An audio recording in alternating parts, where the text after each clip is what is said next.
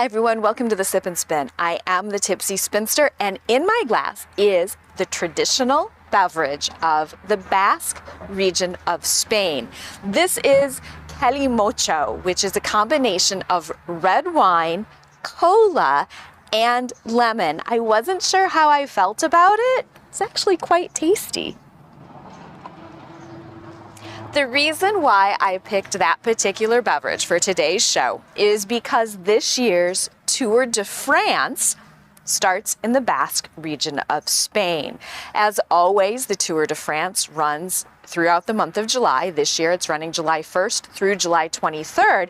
And this episode is my official prepping and planning for the Tour de Fleece, which is the fiber event that runs in conjunction with the Tour de France. As always, the rules for the Tour de Fleece are quite simple. Spin every day if you can. Set a few challenges, learn something new, and most importantly, have fun. There are a couple different ways to join in with other people, either through Ravelry or through Facebook. I've not seen one on Discord yet, but if you happen to find a Tour de Fleece on Discord, please let me know. I will put the Facebook and Ravelry links down in the description. The big thing that I want to talk about on today's show is choosing a fleece. For me, every year, I like to prepare and work with fleeces on the challenge days of the Tour de Fleece. And I've actually been seeing a lot of different comments on how to pick the first fleece. What should I look for when I go to buy? What's the best first fleece for somebody who's never processed wool before? Unfortunately, there isn't an easy answer to that. As with most things in the fiber arts world, what works really, really well for one person might not work the best for you or for somebody else. So hopefully today's show will give you a few guidelines to help you choose a great first fleece. One of the things that I would highly recommend getting is this tiny little The Field Guide to Fleece. I wish I would have had this before I purchased my first fleece. I've learned so much from this book, and unfortunately, well, I shouldn't say unfortunately, it's just what it is. You have to remember, sheep are, for the most part, primarily raised to be eaten. The wool is a byproduct, and as fiber artists and spinners, we get to work with it, and we get to turn it into beautiful creations, whether that's felting, spinning, or weaving, doing whatever you want to do with that fleece. But you need to have a good fleece in order to genuinely work with it. So I want to talk a little bit about a fiber fail. As many of you know, I was part of, well, I still am. I jumped in both feet. I dove in both feet when the Livestock Conservancy started their Shave 'em to Save 'em program a few years ago. One of the first fiber samples that I got was Gulf Coast Native. Now, if I had had this book, I would have been able to see that the locks have open, wavy, finely crimped, low in grease, easy to wash. Let's take a look at what I got. This is what I got. And this has already been washed, so we'll set that aside. This is the raw fleece. So when you look at this, and if I pull some out, well, there's definitely some crimp in here, but there are second cuts. And you see this bright yellow color? I haven't decided yet if this is canary staining or yoking. Canary staining is bacterial. It should never be. It weakens the link. It feeds on the lanolin and will ultimately weaken the lock structure. Yoking, on the other hand, washes out. And this actually washed out fairly well, so I think this is probably yoking, even though it still gave me a finished scoured fiber that it's crunchy. I mean, it's workable, but it's a crunchy fiber. So if you look at this, yep, I have the crimp in here. It's a long lock, but it is matted with dirt. Not to fair. If you're willing to do the work, and this is the other book that I would recommend grabbing, it is Mary's book from Kamaj Fiber Arts, The Art of Washing Wool, Mohair, and Alpaca. Yep, it's a great book. I highly recommend it. And when you read it, you'll discover that sometimes you do have to scour twice, and this wool, you definitely needed to scour twice. If you're willing to put in the work, that's great. This has a long, lustrous lock, but let's see how strong this lock is. Ping tests are where you check the structural integrity of a lock. Most often when I see ping tests done, they're grabbed about here and here, and then when you start pulling on it, you get a really nice pinging sound, but I still have all of this fiber down here and all of this fiber up here. And traditionally where you're gonna see a break, you're gonna start seeing breaks in the tips or down at the bottom, and I should have a break right there, I can actually see it.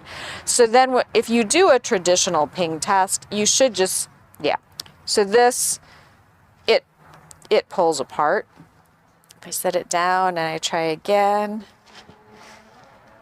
still long, but it does, yeah, there's the tip right there. It starts to shred, and these little tiny pieces right here, those are gonna cause neps in your finished fiber, and if you look, you can see those neps right there. There's some, and you can just, I mean, you can pull them out when you spin, or leave them in and get a really nice textured yarn.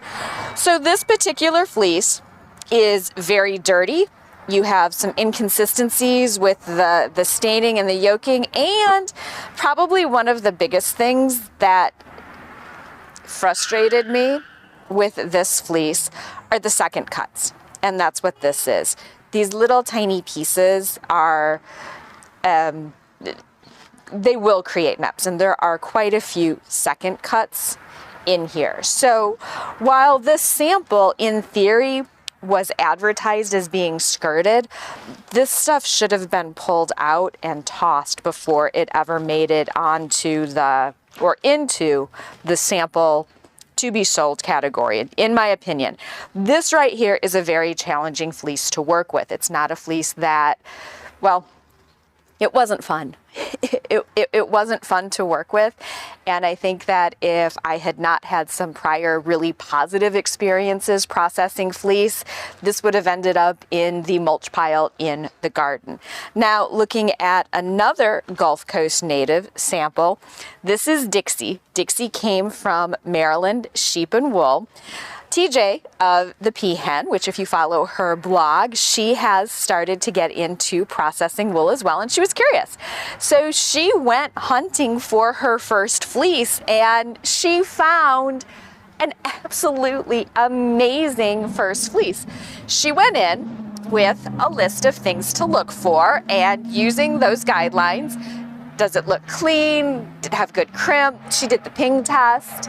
All of those things, and it was a small sample. It was a small fleece, and Gulf Coast native traditionally have smaller fleeces. So it was in her price range. All of the boxes were ticked off, and when you look at the raw fiber, so when you pull out the locks, now this is a little bit shorter, but oh, look at we call it French frying. Look at the crimp on here. It's so nice. And if we do a ping test, I'm going to grab one of these little locks right here and pull. Super strong. And it's funny, as this almost reminds me of Southdown a little bit. There's very little lanolin. It's pretty much already clean. Just pinging it, I got out that little bit of dirt. So scouring was super easy, and so this is what it looks like scoured. And it's got some of these little crinkles in here that are so fun. I love these little pink. So after scour, we can see, is it still strong? Yep, absolutely. I think the tip might pop off on this one. Yeah, the tip's gonna pop off on that one, which is normal. But look, you still have all of this to work with. So this is 2 samples of Gulf Coast native. When you're looking for a fleece, you also have to consider how you're going to prepare the fiber for spinning if you're choosing to spin, or whether or not it's going to felt. That's actually a really, really helpful thing looking, because this book will tell you whether or not the wool is going to felt. Dorset, some of the other breeds out there, they will not felt no matter what you do. Gulf Coast Native actually felts really well. Now, as someone who is not very good with hand cards, I felt like this short staple length fiber was going to be better with combs. And that's something that you want to ask yourself as well. What tools do you have? How much money are you willing to invest in the tools to prepare this after you're done scouring it? So there are some workarounds. The first is to go to the dollar store or any pet store and get a couple pet brushes like this, and they look just like Handcarders, except on a much smaller scale, although there are bigger ones. This one was $1, which is why I grabbed it. And so with that, you can, as clean as this is, just open up the locks if you want to spin. And see, now for me, I feel like it's a little bit too thin to open up. I feel like it's kind of starting to shred, and I don't want to spin that. Oh, that's a second cut. Oops, we'll just put that over there. So this is what it looks like, both of these. So this would be the first sample carded. Here is Dixie carded, combed and combed. For me, Gulf Coast Native, I like the finished or the prepped fiber a little bit better once it's been combed. But again, you have to ask yourself, what do I want to do with it? Do I want a worsted prep or do I want a woolen prep? What do I ultimately want to do with it in the end? What type of spinner am I?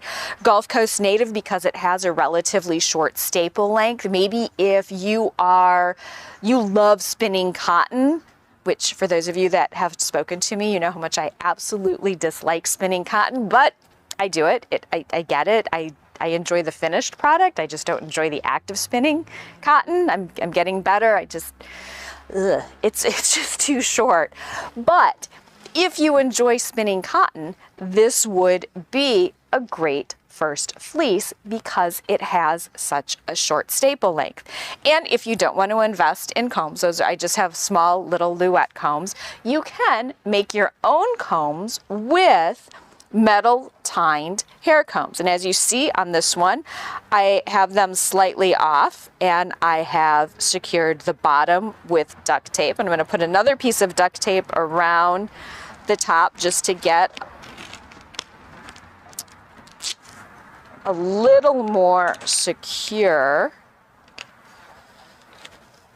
You don't want the tape to come up over the tines or it will stick in the fleece. So I'm going to come around.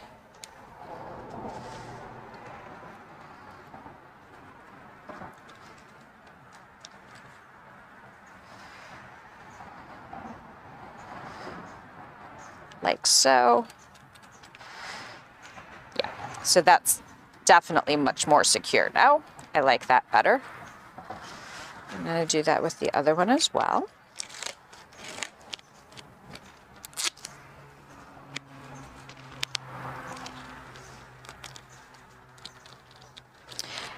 I like these because they are quite heavy.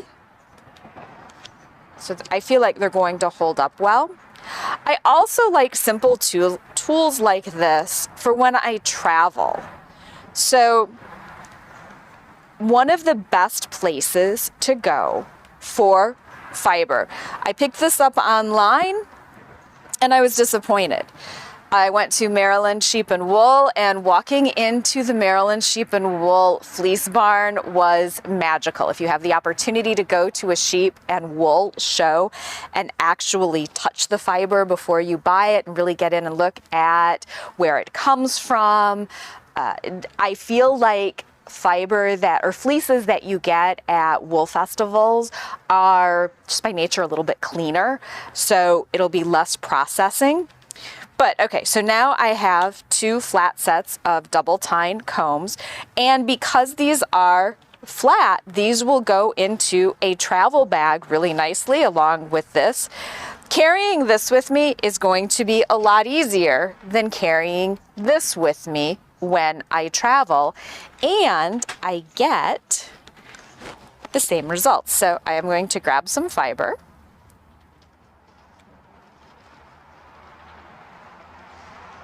And just like I would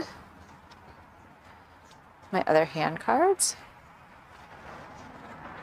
Now the only difference is because this is up and down, I'm going to have to use them just a little bit differently, and I will explain that in. So I'm going to get all of the fiber on here, like so.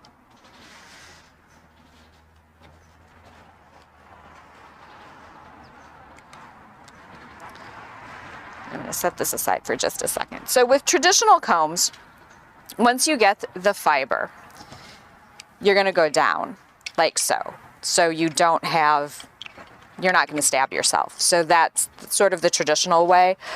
Because this is straight up and down, I'm going to need to do this just a little bit differently. I'm going to do it coming towards me like so.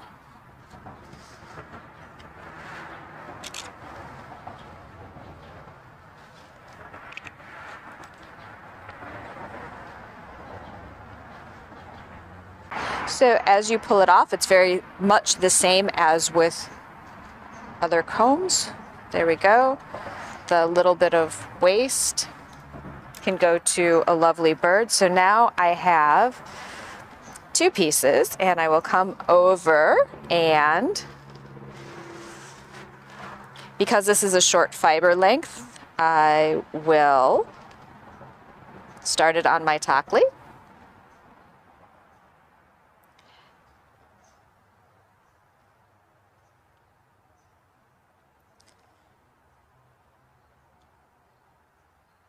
Oh, it spins up so nice.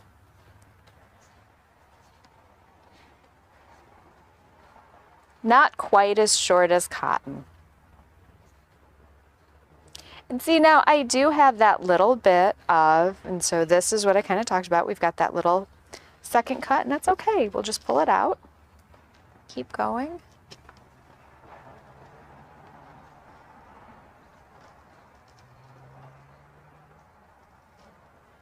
Oh, wow. This is lovely.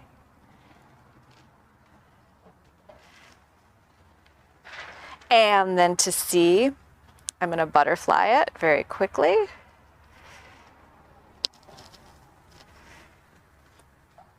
Now, I do want to say something. I pulled the top off of this Tahkli, but I didn't pull the bottom off. This does have a bottom piece, but it spins so beautifully. I'm going to leave that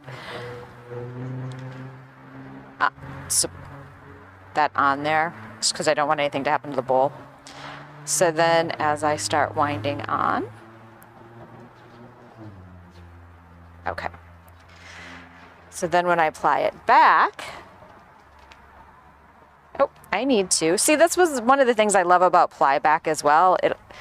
Do I need more twist? Yes, I do. All right. This is also why totally personal preference, this is why I do a temporary cup up at the top, butterfly it, and then put it down at the bottom, because it gives me a chance to really analyze and look at the fiber that I'm spinning. So that is Gulf Coast Native. Oh, wow, I could actually probably put a little bit more twist in there. It's so fluffy. I have to say, Gulf Coast Native is behaving, let me rephrase, Dixie Gulf Coast Native is behaving a lot more like the South Down that I've worked with. It's bouncy, it's light, it's fluffy. I'm really enjoying it. Definitely like the comb more so than the cards, because I'm still able to get that long draw. And again, I always try to be optimistic. It is by no fault, I'm sure, of the shepherd. A lot of times that there's a weird mix. So sometimes you will find shepherds that are also fiber artists and they're raising wool specifically for the fiber arts industry. Other times you find shepherds that are, it's their livelihood, and with wool being a renewable resource, we have to understand that. And so while this particular fleece is going to be a challenge to work through and process, I'm up for the challenge. I really am. And even though when you look at it, the yoking has given this a much more creamy color, I can over dye it and I might get some really interesting results with that. So it's an opportunity as opposed to an ultimate frustration. Now, there's one more thing that I want to talk about today, and I'll be right back after I clear some of this up. Give me just 1 second. The last thing that I want to talk about is mixed breeds. If you have absolutely no idea what you want, or you've been gifted a fleece, and I think I've talked about it, and I will be doing additional shows on mixed breed fleeces because there's a lot of benefit to blending different breeds together in order to get something new. Here's an example. It's one of my favorite breeds, and when I found Lexus California Red Sheep at Maryland Sheep and Wool, I was overjoyed because she is, in my opinion, the perfect example of what the breeder of this rather new, it was developed in the 1970s, this breeder was trying to do. This is so crazy. You're not going to see this very often. So California Red is a combination of Barbados black belly, which is a hair sheep. And so if you want to look at this, this is a hair sheep. And Barbados black belly is on the Livestock Conservancy Shave 'em to Save 'em list. If you look, it's got all of these coarse fibers. Once you pull these coarse fibers out, the wool that you get in here is super soft, very short. It reminds me a lot of Kiviat. Okay, it's not quite that soft. The micron count isn't the same, but it's incredibly soft if you're willing to do the work. So again, you have to decide where you're willing to put in, what amount of work are you willing to contribute to the final product. So this is Barbados black belly. And you can see the darks, these red, these long fibers, and Tunis. So California Red is a combination of Barbados black belly and Tunis. Tunis is, this is raw, but it's light, fluffy, springy. This is such a beautiful example. I absolutely love this. When you look at it again, pulling a lock out, checking, you've got crimp, checking for consistency. Looks like the tip is going to pull off on this one. So I'm going to hold it down here and I'm going to hold it up here and gently pull, and yes. So the tip is going to come off on that. I'll just put that over there for birds. And so this is what I'm left. And it's this beautiful long lock that I can't wait to wash up. And then here is Lexus. So you have Tunis, you have Barbados black belly, blend them together, and you end up with California Red. And this is Lexus. And if you look closely, you can see I'm trying to think. Oh yeah, here we go. So you can see the Barbados black belly, you can see the red, and then you can see the beautiful Tunis. And so I'll do a ping, I'm gonna hold, and I'm gonna hold, and I'm gonna pull. This is one of the strongest fleeces I've ever seen. And that's where you start to see the benefit of blending breeds and mixing them together. You get a stronger fleece. And look at how long that lock is. It's absolutely amazing. Now, here's the thing with California Red. You have to understand, when you spin California Red, most of these fibers, when you get in and start spinning them, these are going to spin out, or they're going to create a little bit more of a coarser, it's going to be a little scratchier. It might not be as next to skin soft as, say, pure Tunis, merino, you understand. But when you get in and you start mixing the breeds, it's a lot of fun, and it's something to look at as well. Dark Side Shearing has put together, Jake of Dark Side Shearing put together the Fire Sale fleece. That's a mix of 7 different breeds, and I'm working on that show, but I need to identify all 7 breeds first. So with that being said, I hope this wasn't information overload. I wish you all the best during this year's Tour de Fleece. As with any year, set challenges for yourself, try to spin every day, and maybe take a look at a sheep and fiber or wool and fiber fest. Try processing your own fleece. If you have any questions, please feel free to leave them in the comments section. As always, I look forward to seeing you over on Instagram. That's where I will be posting most of this year's Tour de Fleece progress. So, as always, thank you so much for tuning in. Happy spinning.